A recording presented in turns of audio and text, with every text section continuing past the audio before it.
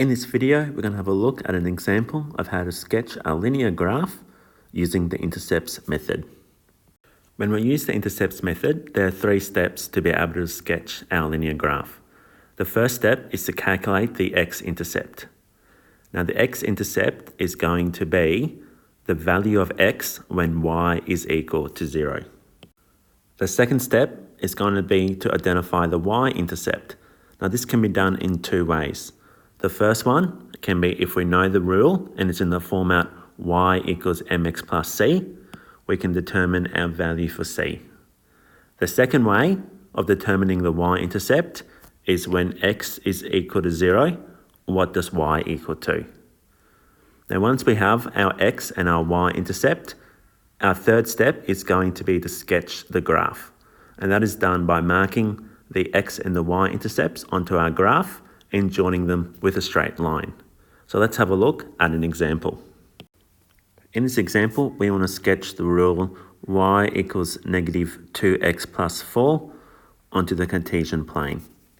Now my first step is going to determine what is the x-intercept.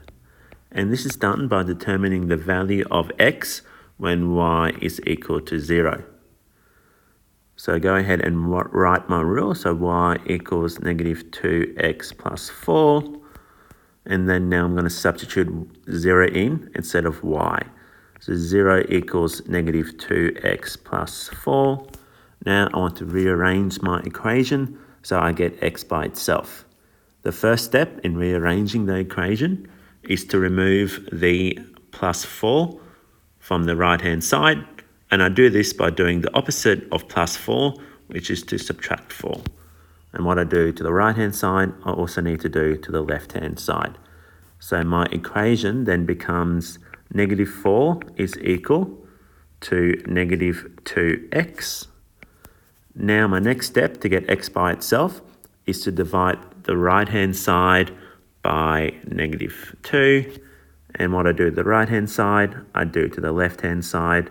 So I divide that by negative 2 as well.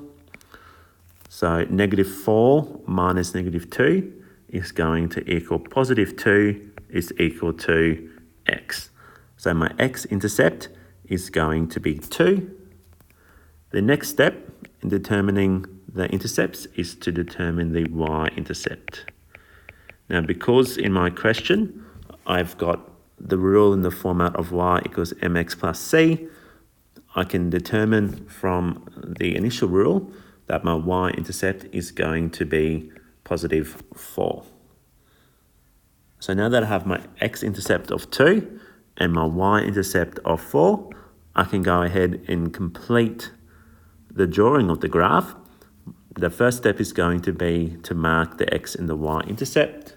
So on my x-axis, I'm going to mark positive 2. On my y-axis, I'm going to mark positive 4. And then the next step is going to be to join those 2 points, those 2 intercepts, with a straight line. And once I've joined those 2 points with a straight line, I need to label that line. So y equals negative 2x plus 4. And you'll see in this example that my line slopes from the top of the Cartesian plane down to the bottom, which means it's going to have a negative gradient, which if I look at my rule, my gradient is negative 2, so I would expect that to be a negative line. So that's an example of how we graph a linear line on a Cartesian plane using the Intercepts method.